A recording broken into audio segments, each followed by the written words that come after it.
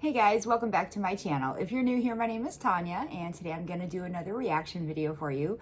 This is going to be another Australian reaction. I've been having a lot of fun doing these, and I have a lot of fun learning about your country and your culture and your phrases and slang and just everything. It's so much fun. So I found a new channel that I've never seen before called Living Simply Australia, and this is a girl who moved to Australia from somewhere. I know she's not American. I don't know where she's from. But she this video is called 11 Weird Things I Had Never Seen Before Coming to Australia. So I can imagine that there are a lot of things in this video that even for Americans would be strange. But America is also similar to Australia in a lot of ways. So there might also be some things on this video that Americans have in common with Australia, and maybe just where this girl is from does not. I don't know, but we will find out and see what types of things that she lists. But this is a video that's over 12 minutes long, so I'm just gonna go ahead and get right on into it here. Okay, here we go. In this video, we're going to talk about the weirdest things I found in Australia that I had never seen before. Let's get started. Is that a French accent? I'm not sure what accent that is. You guys might have to let me know in the comments. That's adorable. The first thing is separate toilets and no bidets. In Australia, many houses are usually designed with the toilets separate from the main bathroom. So basically you have a little room just for the toilet and then a bathroom where you wash your hands, you have the mirror, the shower. And based on my research, historically, this was done for practical reasons, to allow one person to use the toilet while another uses the bathroom, etc. And another reason, of course, is hygiene and privacy. And again, this is something super surprising because in my country, I'm originally from Buenos Aires, Argentina, and Argentina. In my country, separate toilets don't exist. So when I first came here, especially I was living in a share house, and yeah, I found it very interesting, but at the same time, again, very practical, especially if you're living in a house with a lot of people, perhaps a big family with children. You don't have to wait for your turn to use the toilet. You just can go and then another person can have a shower in the separate bathroom. And another thing in relation to this, in America, we have there are some houses with bathrooms where like the toilet is separated from the rest of the bathroom, but that separate area is still inside the bathroom. It's just separated by a door or a wall or something. So we do have bathrooms like that here. I don't know if we actually have any rooms that are completely separate toilets from the rest of the bathroom.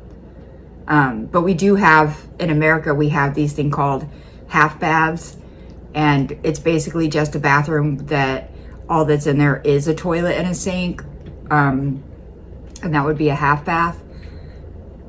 I don't know if you guys have that in Australia though. bathrooms and toilets, and this is something that I had first seen in the US, and then when I came to Australia again, it surprised me because it's not usual here either. It's bidets, or we call them bidets. Oh, yeah, that was bidets. Another huge difference. In my country, Argentina, bidets are... I've never actually used a bidet. I don't have one at my house, but there are people here in America that have them.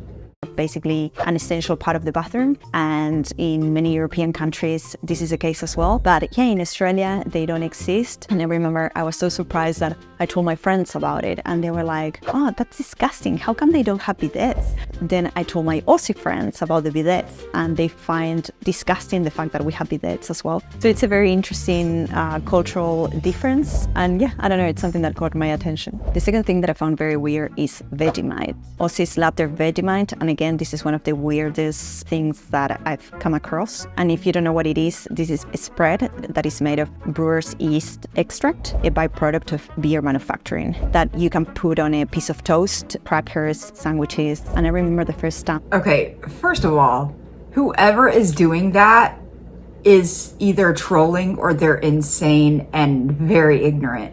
But that is way too much Vegemite. I have never had Vegemite or Marmite or any of those things, but I'm not dumb enough to think that you have to spread that much of it on a piece of toast. I've heard from plenty of people that all it takes is just a tiny bit that you spread on with your butter on your toast. So that I tried Vegemite. It wasn't actually here in Australia, but it was 1 year before coming here. I was studying English with an Aussie teacher, and I remember that he brought Vegemite for me to try. And at the beginning, when I looked at it, I hadn't tried it yet. When I looked at it, I thought it was yummy because it reminded me of chocolate, right? Like if you see the color of Vegemite, it looks like Nutella. And then, of course, I gave it a try. He put it on a piece of toast. Basically, you have just to put a bit of butter, then a bit of Vegemite, and I tried it, and yeah, my face, it was basically lemon face. It was the weirdest thing that I had ever tried in my life. Now I like it. I don't eat it every day, but I do live with my Aussie partner, and Vegemite is an essential item in the house, in the fridge. And to give you an idea, it basically tastes very salty, kind of bitter as well. And an interesting fact as well is that Vegemite apparently was born in the 1920s in Melbourne, and it was an attempt to replicate the British Marmite, which I haven't tried. Please don't troll me, because when I read this interesting fact to my partner, he got very offended. So please don't blame it on me. This is on the internet. I don't know whether it is true or not. You can, leave a comment below and tell me what you think. Another thing that caught my attention when I first came to sorry, I had to let the dog in. Australia is the fact that alcohol is sold separately. So you won't find alcohol in supermarkets. I remember the first time I went to a supermarket. You guys don't have alcohol in like a grocery store? Oh, that's interesting. We have alcohol at our grocery stores here. Bottle of wine, and I spent at least 30 minutes going around just looking for the alcohol section, right? And I just couldn't find it, and until I asked, and of course I realized that there was a bottle shop outside. Apparently this is a measure that they've taken to limit excessive alcohol drinking. As I've said in other videos, Australia is known for having a strong drinking culture, and that's why there are high taxes on alcohol, and also it seems that that's the reason why they have separate bottle shops. Whereas in my country, in Argentina, as well as in many European countries, when you go to the supermarket, you'll always find the alcohol section right in there. We don't have separate bottle shops, so that's an interesting difference and something that now I've gotten used to it, but yeah, it's still. So in America, you will find alcohol at a grocery store. You'll find it at just a regular liquor shop. You'll find it at, I think there's pharmacies that you can get like maybe wine or something from, possibly. Yeah, you can get alcohol in a lot of places here. Bit I don't know, weird. Again, I think that caught my attention when I first came to Australia is the fact that Australians place stuff that they don't want on the street outside their home. And this practice is called hard rubbish collection. And most of these items are usually pieces of furniture or appliances that people put outside their homes for other people to come and pick them up, or for a truck to pick it up. So it's very interesting, and I'm surprised, actually. I thought this was just a very American thing. I didn't really think much about it, but I didn't know that other places did this around the world, where you just put stuff out on your curb and it's kind of like a free-for-all. There are people who drive around and they're called junkers, and all they do is drive around on the weekends and try to find cool things that people have thrown out on their curb that looks like they could refurbish or fix up or whatever it is. Yeah, we do that here. To be honest, many of these items are usually in really good shape. I know many people who basically make a living out of that. They go and collect, I don't know, a couch that perhaps is in good condition or just a bit dirty. They clean it up, or they refurbish it, and then they sell it on Facebook Marketplace, and they made a lot of money. So yeah, perhaps it's a good business idea if you want to explore that. Another thing that I found very surprising when I first came to Australia is the fact that there are very, very hefty fines for putting your feet on public transport seats. And these fines actually go up to 280. Like, you can't put your feet up on the seat at all? Whoa, that's so weird. Me personally, because I have a very bad back. If you're brand new to my channel, I have scoliosis. And so a lot of, like, I don't do it when I do these videos, but anytime I'm sitting at this table, I usually have to sit like this, with my foot up on it. And it's just kind of a more comfortable way for me to sit. somehow puts less pressure on my back to do that. So I mean, she said this is just on public transport. So I don't know, but this is not something I would think twice about doing. I would do it. I would do this. Australian dollars. It's same. And of course, it makes sense, right? I don't think anywhere in the world it's polite or respectful to put your feet on the seat, right? On the public transport seat where other people are going to sit. It's basic good manners. But I had never seen that they actually fine you for that, and such, again, hefty fines. So yeah, that's something that caught my attention. Housewarming parties. Now, I remember the first time that I was invited to a gathering here in Australia, and that was actually a housewarming party. And I remember when I got that invitation, I was a bit confused because I was like, what is a housewarming party? I had to Google it, right? And I'm sure that housewarming parties are very normal in many countries, but at least not in mine. So again, for me, this was weird. And if you don't know what a housewarming party is, let me explain very quickly. This is basically a tradition where you invite your friends to come see your new home. Basically, when you move to a new house, you have a gathering with drinks, finger food, etc., and you show your friends your new place. That's basically it. I feel that it's an excuse to just have a gathering and drink with your mates, and that's perfectly fine. I actually love housewarming parties, so much so that in my previous place, back in 2019, before the pandemic, I hosted a onesie housewarming party. We were 35 adults, all wearing onesies and yeah, having snacks, chatting, playing games. It was super fun, and yeah, since then I love housewarming parties. So yeah, it was a pleasant surprise. Okay, let's talk about the healthcare system and doctors in Australia, because this is something that as well, it really surprised me when I first came here. To be honest, I was a bit confused. Now, if you want to know about the healthcare system in Australia, I have a whole dedicated video about it. I think it's going to make your life easier. Now, in my country, in Argentina, and I know many European countries are exactly the same, when you have an ailment, when you're feeling sick, perhaps you have a tummy issue, you usually go to the specialist directly. You go to the gastroenterologist, right? That's the case in my country. Whereas here in Australia, your first point of contact is your GP, your general practitioner. Yeah. Basically, doctor that does general practice, and I'm not a specialist. So you go to your general practitioner, and then if you need something very specific, they will refer you to the specialist.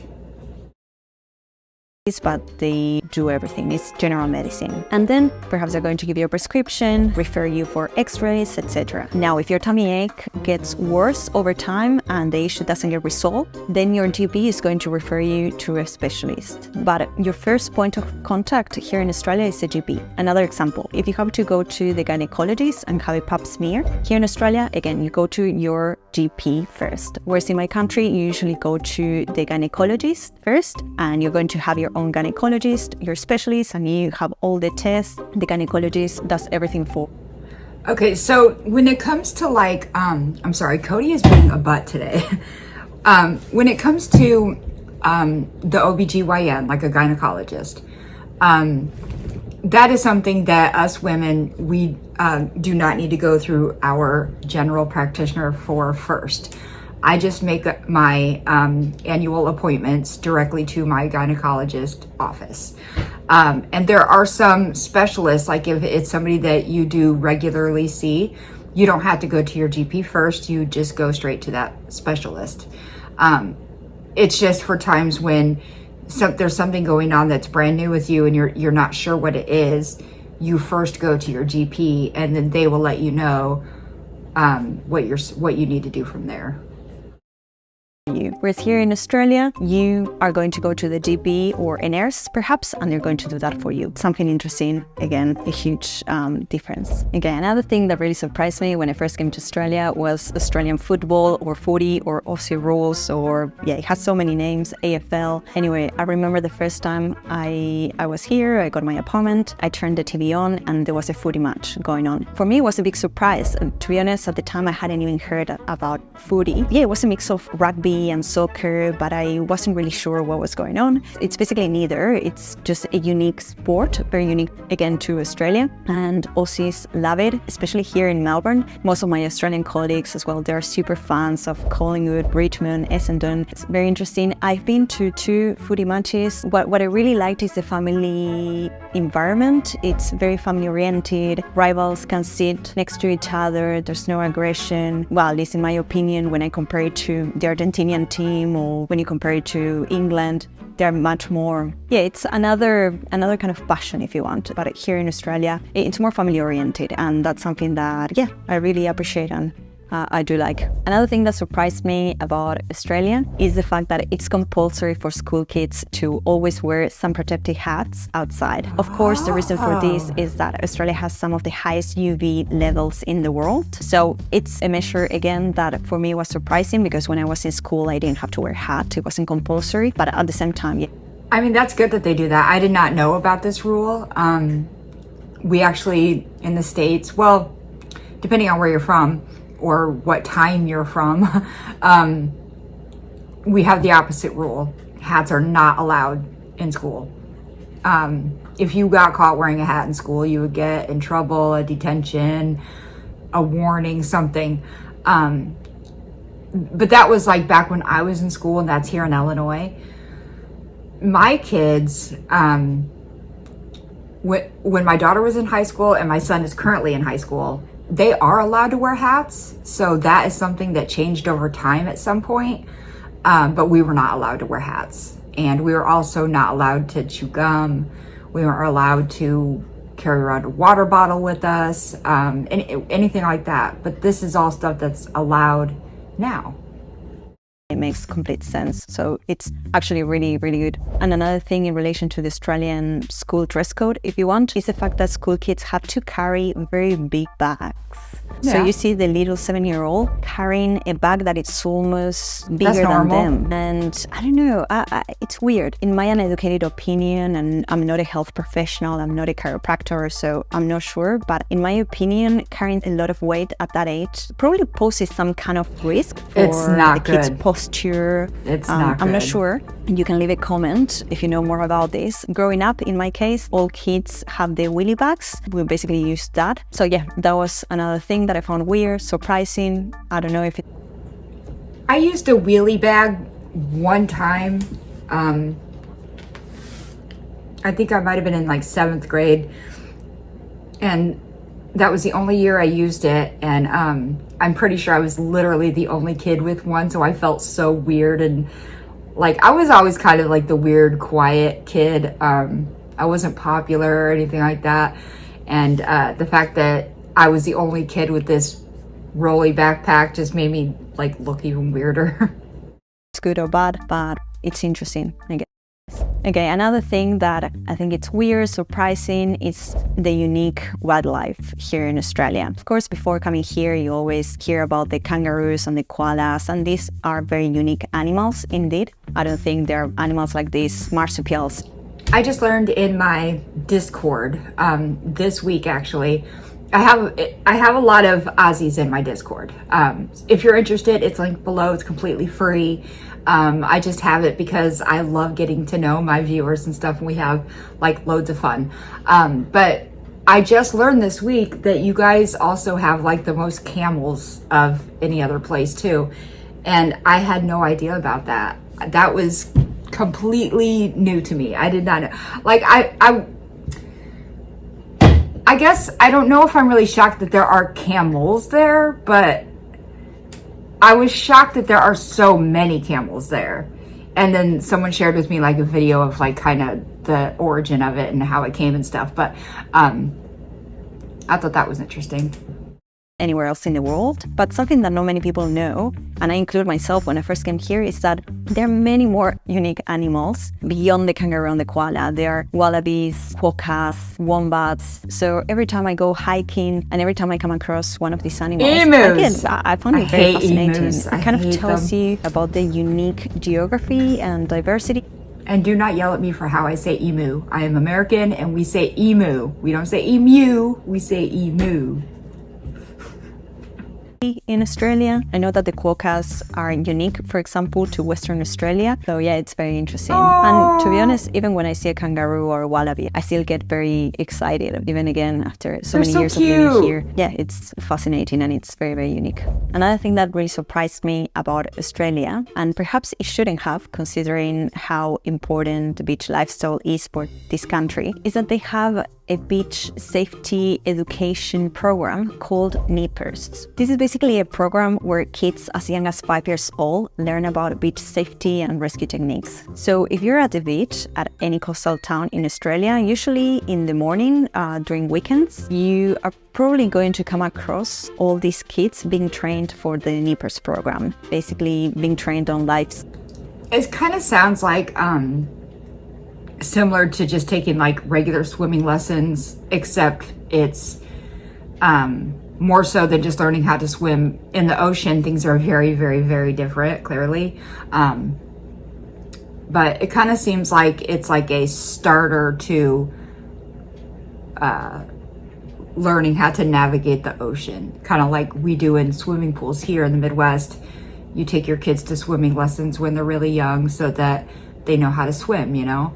I did not personally take my kids to swimming lessons, but I used to be a swimmer on a swim team for 8 years. So I taught my own kids how to swim, and I also taught swimming lessons myself when I was young. So I didn't have a need to send them to a class, but it's very good to make sure your kids know how to swim. Even if you don't ever have any intention on ever taking your kids swimming or on a boat or anything, you never know where your kid is going to end up one day.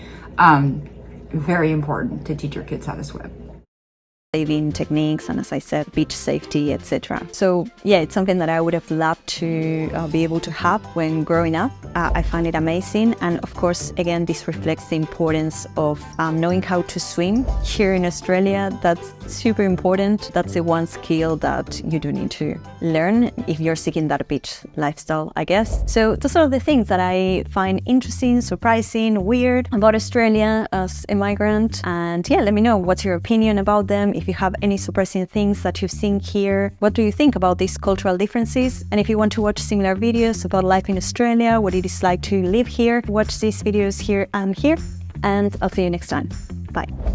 She is adorable. I definitely want to react to her again. I'm going to subscribe to her channel right now really quick. And I'll link her channel below also. Yeah, I really like hearing this perspective of living in Australia as someone who's not even American either, because like I said, America and Australia do have a lot of similarities. So for someone like her from Argentina, I actually learned a lot about Argentina just watching this, because, you know, Argentina sounds so very different than America and Australia. So this was a very fun video to do, and I'm having so much fun learning all these new things. You know, you're never too old to learn things, guys. You are never too old to learn something new, and I'm having a blast with it. I hope you guys are too. But yeah, this video is getting kind of long, so I'm gonna go ahead and end it here. But if you guys would like for me to continue reacting to her, let me know in the comments and I will do that. But I think I'm going to anyway, just because I really enjoyed her. She's really sweet. So, but yeah, if you enjoyed this video, please give it a like. Hit like for Cody, everybody. Hit like for Cody. He's being a butthole this week. Subscribe to my channel if you have not done that yet. And me and Cody will see you next time.